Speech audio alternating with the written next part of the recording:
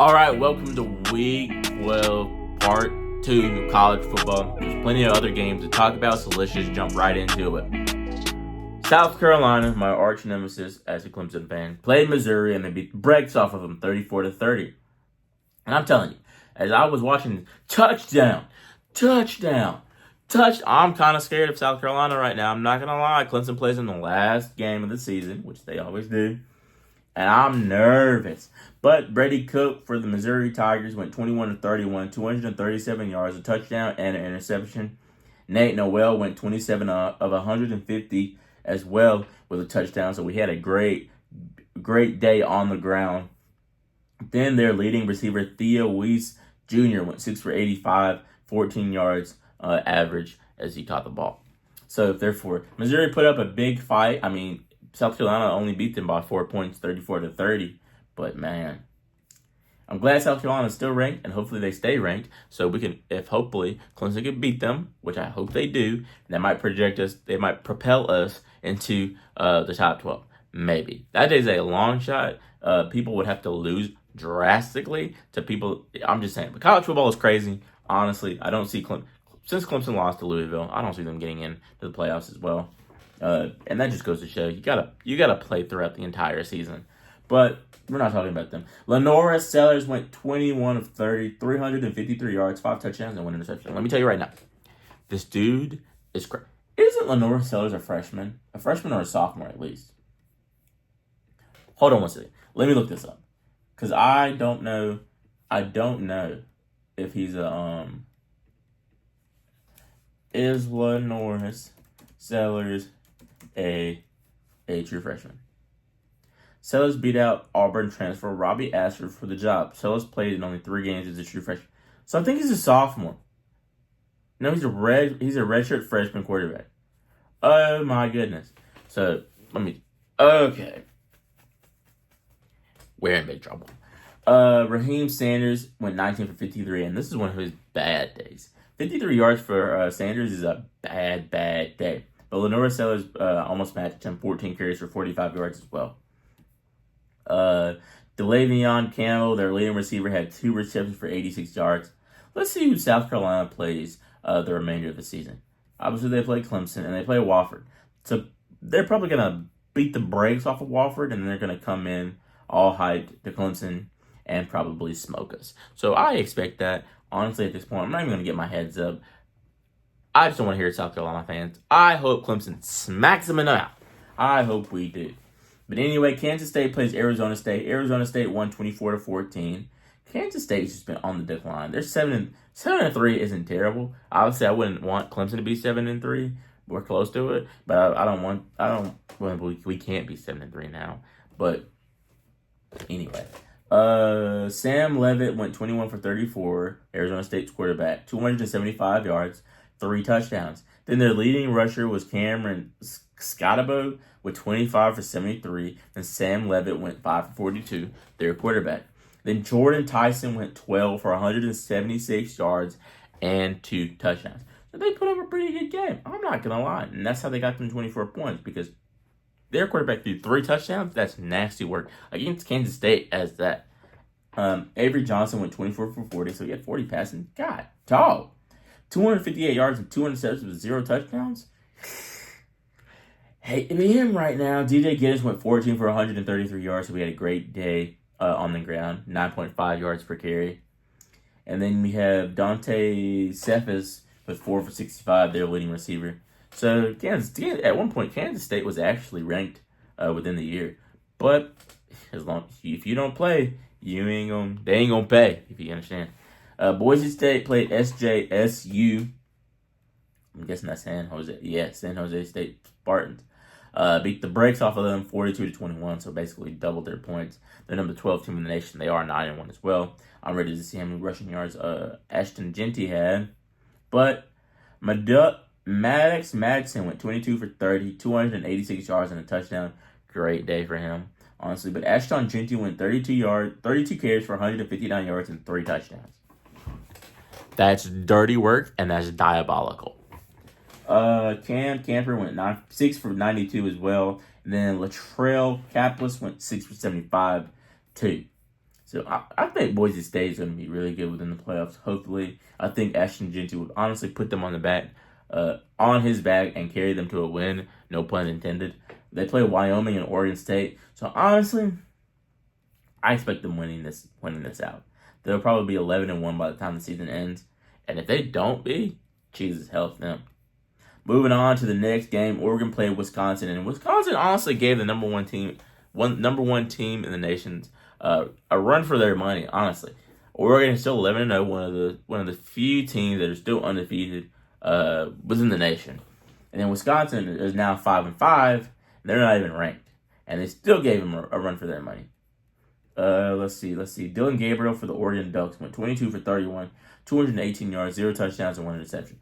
Honestly, I think he's a decent quarterback.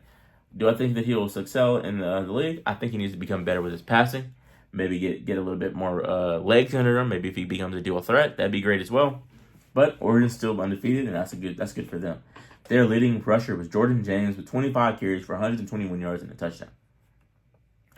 Most college teams are gonna rush pretty good, and I've come accustomed to this, honestly, because every time you see a running back, they're having at least 100 yards, a buck 20, a buck 30, a buck 40 at least, if not close to 100. Then their leading receiver was Evan Stewart with 10 receptions for 92 yards as well. He didn't have any touchdowns. I think based off the offense had 2 touchdowns. Okay, that makes sense. All right. For the Wisconsin Badgers, Braden Locke went 12 for 28, 96 yards, a touchdown, and an interception. So he didn't even get over 100 yards. Their leading rusher was Tawee Walker with 20 for 97. Then their leading receiver was Vinny Anthony with 4 for 53. Wisconsin is a hard place to play. Did they play? I think Oregon played at Wisconsin. Yeah. So Wisconsin is a hard place to play at. We expect that. We become accustomed to it, honestly. But that's just how it goes. New Mexico State played Texas A&M, and Texas A&M put the beating on them. Let's see who Texas A&M has to play the rest. They have to play Auburn, and then they have to play Texas. They're losing one of those games. So that honestly might tank them, honestly. At least that's what I think. Let's go over Texas A&M stats. Marcel Reed went 20 for 31, 268 yards, 2 touchdowns, and an interception. Then Amari Daniels went 5 for 84 and a touchdown, rushing. And then Theo Millen, I don't know how to pronounce his last name, so I'm not even, Ostrom, went 5 for 111 yards. I think Texas A&M is a pretty good team. Obviously, I don't think they're the best team or one of the best teams in the nation, but they're always contending for something at least. 6-man stadium, it's crazy. Or 12-man stadium. I don't know what I'm thinking about. I'm thinking about basketball. The 12th-man stadium is probably one of the most electric ones I've seen. Obviously, I haven't went in person, but on TV, it looks nice. Texas A&M had a really good game. Moving on. Cincinnati played Iowa State. Iowa State gave them a run for their money as well, and the number 22 team in the nation, 34-17. Let's see Iowa. Iowa's Rocco Becht went 24 for 33, 234 yards and a touchdown. Abu Sama, he went 12 for 52 and a touchdown. Then Gabe Burkle went 6 for 73. So honestly, Iowa isn't one of those teams that are really flashy. I think they're more run heavy. Correct me if I'm mistaken. And in Cincinnati, the only player that I know came out of Cincinnati was Travis Kelce and Sauce Gardner. So that's 2 people. And they're both great players. Their quarterback didn't even get over 66 yards. What do you do with that? That's crazy. They're leading, like I said, rushing. Brendan Swordsby went 14 for 141 yards and a touchdown. You're always going to see some good running back have a good day. Then Tony Johnson, 3 for 43. It's starting to, that's crazy. Not even over 80. Not even over 90. Who are you throwing to? Jesus, boy. Get him out of there. Get him out of there. Washington State played New Mexico. New Mexico beat them, so that was a defeat. That was what's the word for it? Upset. That was an upset for them. Jesus, I can't think of the word. 38-35. San Diego State played UNLV. UNLV put the beating on them, 21 points, 41-20. And then one of the best games probably within Week 12 of college football was Kansas versus BYU. And I think this is crazy. They dropped all. They were in the top 10, if not top 5. No, they were probably top 7. But BYU has Arizona State and Houston to play at the end of the season, last 2 games of the season.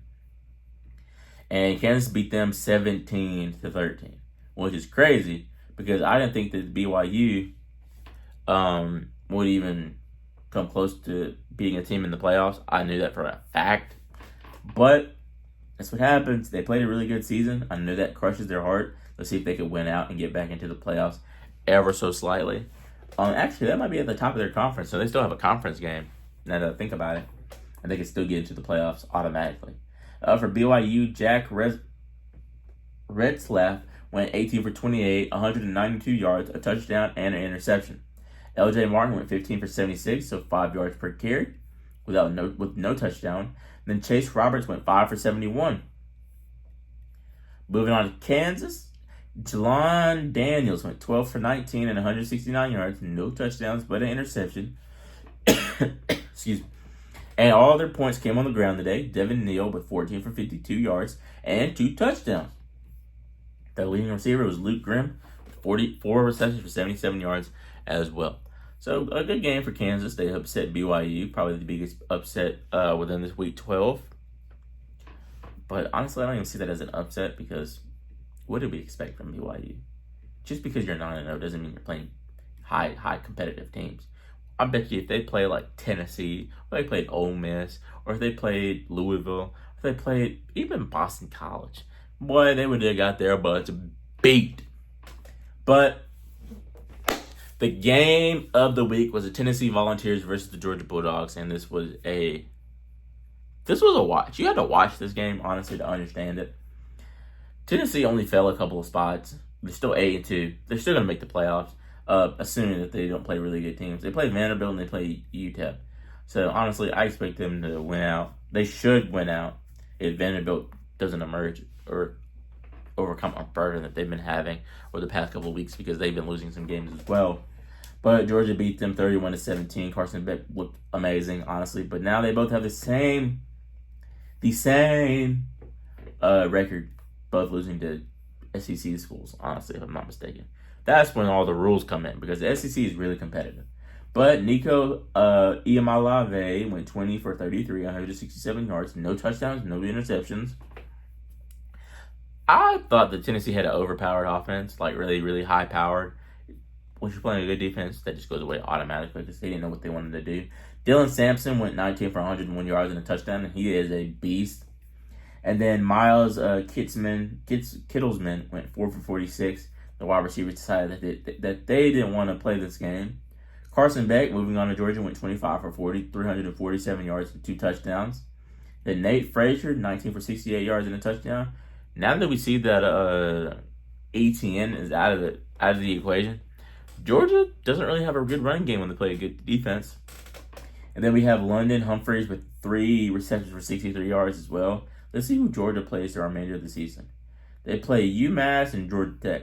I think Georgia Tech will probably be the only chance that somebody beats them, especially with Georgia Tech beating Miami. Put that defense, putting the clamps on them. So hopefully the Georgia Tech does a number on them and give Georgia a run for their money. But that's going to wrap it up for Week 12, Part 2 of college football. If you haven't already, go watch Part 1. That had all the other games in it as well. Keep supporting. Keep leaving comments down. Let me know what I need to fix. Let me know what I need to emphasize more. If you want a little bit less of statistics and more of stories, just let me know. Let me know how I can be better as an analyst. But without further ado, I'm Keanu Smith, and I'm out. Peace.